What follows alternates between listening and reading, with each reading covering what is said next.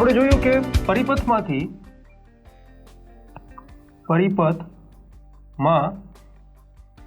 વહન થતા વિદ્યુત પ્રવાહને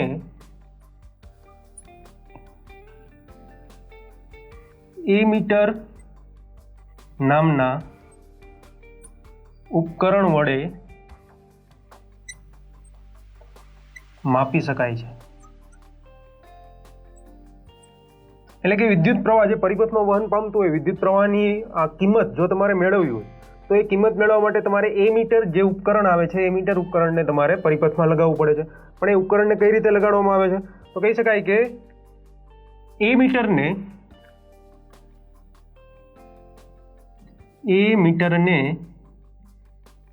પરિપથમાં શ્રેણીમાં જોડવામાં આવે છે।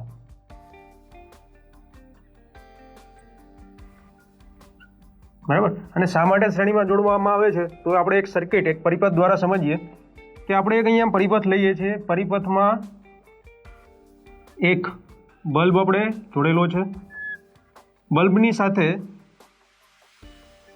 વિદ્યુત પ્રવાહનું જે વહન થાય છે એને માપવા માટે આપણે એમીટર પણ એને શ્રેણીમાં જોડીએ છીએ। શ્રેણીમાં એટલે આપણે એક જ સીધી લાઈનમાં જોડીએ છીએ। અને આ જે રચના છે એને આપણે બેટરી સાથે જોડીને એક કળ, એક સ્વિચને પણ આપણે સાથે જોડીએ છીએ। બરાબર। તો અહીંયા આપણે દર્શાવીએ છીએ કે પ્લસ માઇનસ, તો આપણે લીધેલી છે બેટરી, અહીંયા ઉપર દર્શાવેલું છે બલ્બ, અહીંયા આપણે લીધેલું છે થશે તમારું એમીટર, અને અહીંયા લીધેલું છે થશે કળ।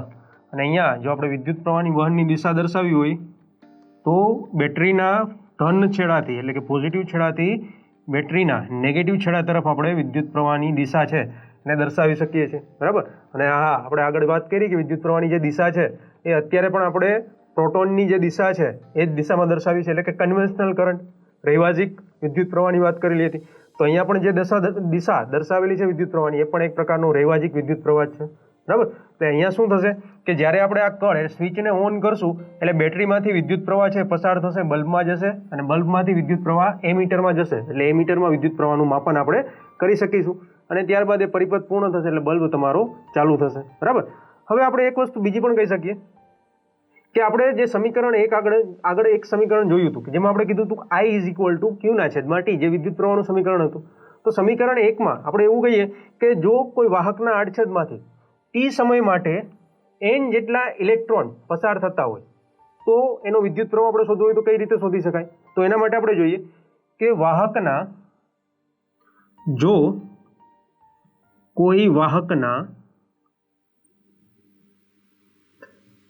આડછેદમાંથી t જેટલા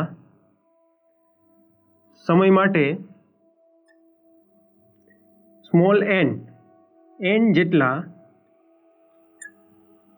ઇલેક્ટ્રોન પસાર થતા હોય તો વિદ્યુત ભાર Q = NE વડે આપણે દર્શાવીએ છીએ। બરાબર। n જેટલા ઇલેક્ટ્રોન પસાર થાય છે તો ચોખ્ખો ટોટલ વિદ્યુત ભાર કેટલો થશે? તો એને આપણે Q = NE સૂત્ર વડે દર્શાવીએ છીએ। જ્યાં આપણે કહી શકીએ કે જ્યાં n છે એ n ઇલેક્ટ્રોનની સંખ્યા છે, તો આપણે લખીએ અહીંયા નીચે, જ્યાં n ઇલેક્ટ્રોનની સંખ્યા દર્શાવે છે અને E જે છે એ ઇલેક્ટ્રોનનો વિદ્યુત ભાર દર્શાવે છે।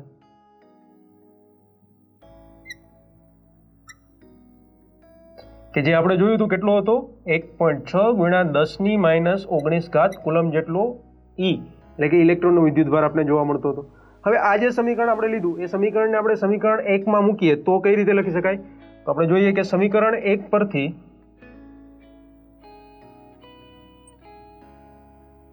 તો પહેલા તો આપણે સમીકરણ 1 લખીએ। શું હતું? I = Q/T। તો હવે અત્યારે આપણે ઇલેક્ટ્રોનની વાત કરીએ છીએ કે n જેટલા ઇલેક્ટ્રોન પસાર થાય છે તો Q એટલે કે વિદ્યુત ભાર, ચોખ્ખો વિદ્યુત ભાર કેટલો મળે છે? કુલ વિદ્યુત ભાર NE જેટલો। તો આ જ સૂત્રમાં આપણે Q ની જગ્યાએ NE મૂકી દઈએ અને છેદમાં T કરીએ તો I = NE/T।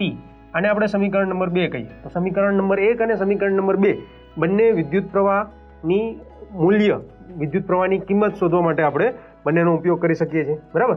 અને હવે આપણે પરિપથ, આપણે જે ટોપિકનું નામ લીધું વિદ્યુત પ્રવાહ અને પરિપથ હતું, તો પરિપથ વિશે આપણે લખવું હોય તો શું લખી શકાય? આપણે ખબર જ છે પરિપથ એટલે કે જે આ સર્કિટ બનાવેલી છે એ સર્કિટને આપણે પરિપથ કહીએ છીએ, પણ એની આપણે જો કોઈ ચોક્કસ વ્યાખ્યા આપવી હોય તો શું આપી શકાય? તો એના વિશે વાત કરીએ. પરિપથ, તો પરિપથને જો આપણે વ્યાખ્યાયિત કરવું હોય તો એવું કહી શકાય કે વિદ્યુત પ્રવાહને બંધ અને સતત માર્ગને વિદ્યુત પરિપથ તરીકે ઓળખવામાં આવે છે. એટલે કે જે વિદ્યુત પ્રવાહ પસાર થતો હોય એમાં સતત અને બંધ પરિપથ, બંધ માર્ગ જે મળતો હોય એને આપણે પરિપથ તરીકે ઓળખીએ છીએ. એની વ્યાખ્યા આપણે લખીએ તો વિદ્યુત પ્રવાહના બંધ અને સતત માર્ગને પરિપથ કહે છે, બરાબર. જો પરિપથનું ઉદાહરણ, અહીંયા આપણે એક સર્કિટ બનાવેલી છે જેને પરિપથ કહેવાય, તો અહીંયા પણ તમે જોઈ શકો છો કે વિદ્યુત પ્રવાહ બેટરીથી ચાલુ થશે, બલ્બમાં જશે, પાછો એમીટરમાં થઈ, કળ જો ચાલુ હશે તો એમીટરમાં થઈને પાછો બેટરીમાં જશે. એટલે કે વિદ્યુત પ્રવાહ આ જે પરિપથ છે એમાં કન્ટિન્યુઅસ એટલે કે સતત એનું વહન થાય છે. અને આ જે માર્ગ છે વિદ્યુત પ્રવાહનો એ પણ બંધ છે, જો કળને આપણે ચાલુ રાખીએ તો, ઓન રાખીએ તો, બરાબર. પણ અહીંયા આ જે સર્કિટ બનાવી એને એટલા માટે આપણે પરિપથ કહી શકીએ. પણ જો એવું કરીએ કે આ કળને હું ઓફ કરી દઉં, કળને હું બંધ કરી દઉં તો શું થશે? તો કળને અહીંથી ઓફ કરી દઈશ તો જે માર્ગ છે એ માર્ગ તૂટી જશે વચ્ચેથી, અને માર્ગ વચ્ચેથી તૂટશે તો એમાં વિદ્યુત પ્રવાહનું વહન છે હવે થઈ શકશે નહીં. એટલે આપણે કહી શકીએ કે જો કોઈ સ્થાનેથી પરિપથનો જે માર્ગ છે, કોઈ સ્થાનેથી કહી શકાય કે વિદ્યુત પરિપથ તૂટી જાય, આપણે અહીંયા કળને બંધ કરીએ એટલે એવું જ થશે ને, વિદ્યુત પરિપથ તૂટી જશે. કારણ કે કળને હું બંધ કરું એનો મતલબ છે કે અહીંથી આટલો ભાગ નીકળી જશે, આટલો ભાગ નીકળી જાય એટલે આ તમારો જે પરિપથ હતો એટલે આટલા ભાગમાં તૂટી જશે, અને પરિપથ તૂટવાને લીધે એમાંથી વિદ્યુત પ્રવાહનું વહન થઈ શકશે નહીં. તો આપણે કહી શકીએ કે જો કોઈ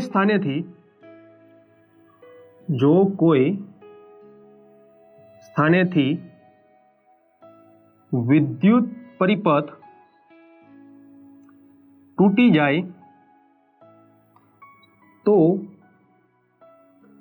તેમાંથી વિદ્યુત પ્રવાહનું વહન